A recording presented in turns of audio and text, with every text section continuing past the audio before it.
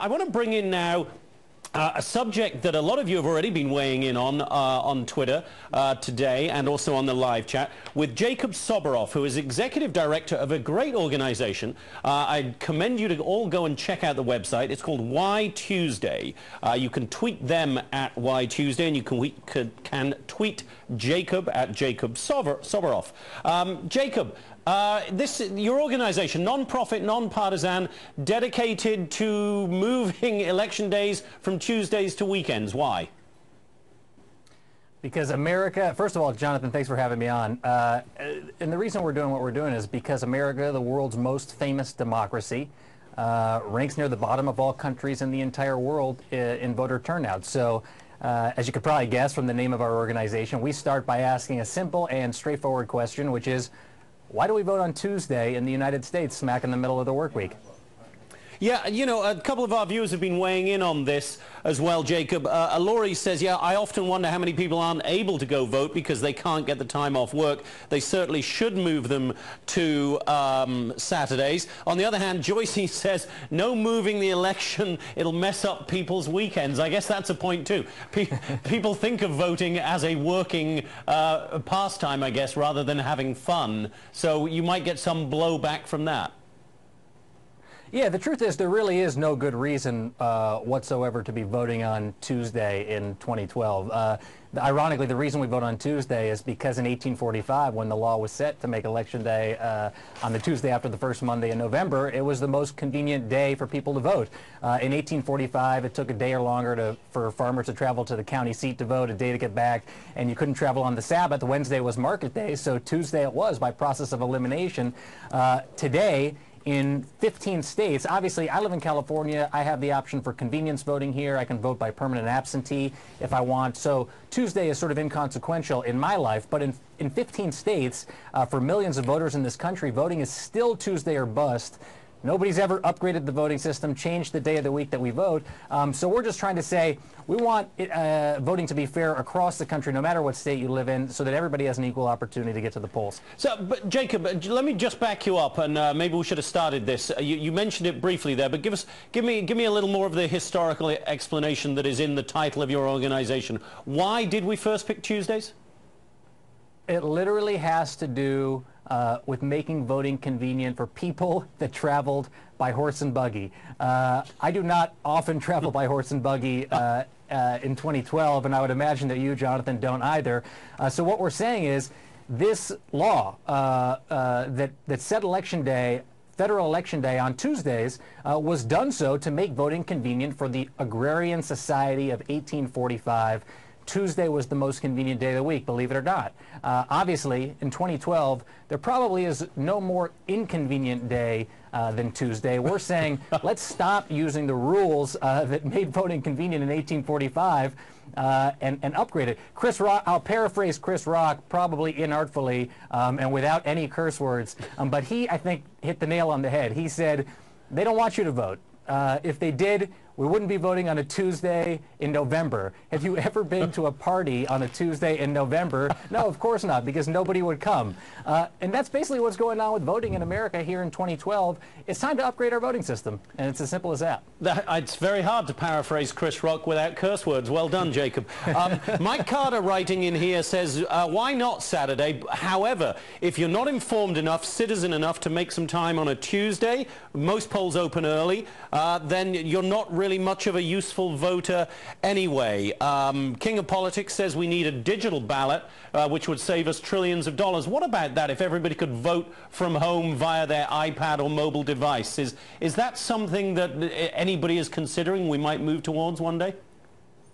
Yeah, it is something that a lot of election officials are talking about. It seems like a no-brainer. If FedEx can track our packages down to the second practically, you know, why can't we track our votes? And if we can transfer money from one bank account to the other using our iPhone, why can't we vote in the same way? What a lot of elections officials will tell you, however, is that that at this point they don't believe that this technology is secure enough to cast ballots on. Frankly, I don't understand it. Like I said, if we can do our banking and all of our shipping online and feel secure about that. I don't know why we can't be voting.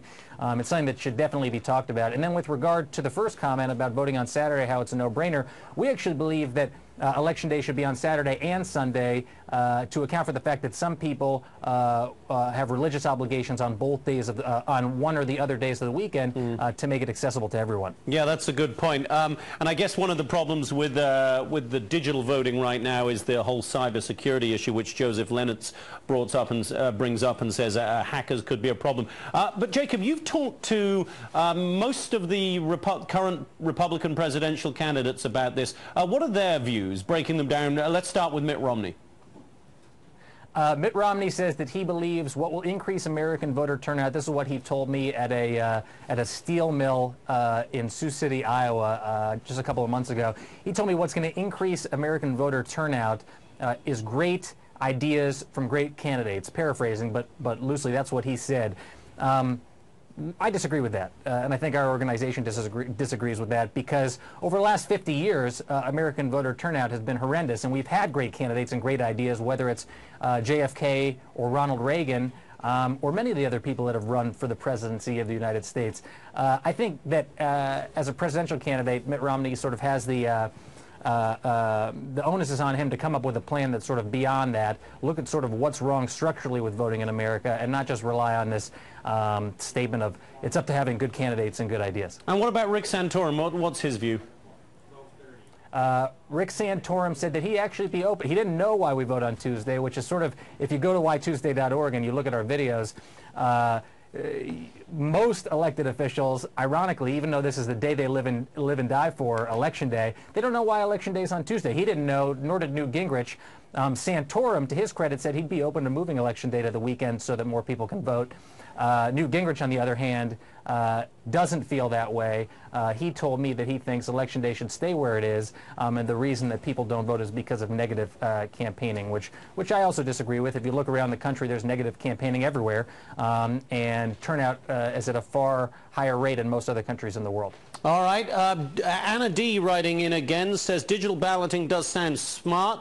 Certainly would take away people's excuses, although there is something nostalgic about going and getting your sticker. I guess that's true. Joseph Lennertz on the... Sorry, go on. Yep. I should just say, Jonathan, there's no doubt about that. And if you look at some of the other countries around the world with the highest turnout, to her point, in the Commonwealth of Puerto Rico and in other countries, Election Day is a holiday where people are literally celebrating in the streets. And this act of actually putting on the sticker, celebrating the act of voting, is one of the big reasons that in the culture, people come back time and again to have such high voter turnout. So I think she hit the nail on the head with that point. And a couple of other interesting points here on the digital voting as well. Joseph Lennertz says nothing would be a greater prize for cyber criminals than a presidential election. It's a good point, Joseph. And Chris Service says also having a computer to vote would amount to a poll tax. That's not a bad point either, is it, on the digital side of things? No, that's true, and it's also one of the arguments. I know that maybe some of your viewers will disagree with me, but that's also one of the arguments against strict voter ID requirements, which is in certain states, I'm not saying all of them, and as a matter of fact, Norm Ornstein from American Enterprise Institute, who's on our board, is open to voter ID laws in certain situations, but just like having to pay for a computer to vote, having to go out and pay for a voter ID could also be looked at as a sort of a newfangled poll tax. All right, Jacob Soboroff, Executive Director of Why Tuesday. It's at whytuesday.org, and as I said, you can tweet them at Why Tuesday and Jacob at Jacob Soboroff. Great to talk to you. Fascinating subject. Jacob, thanks so much for taking the time.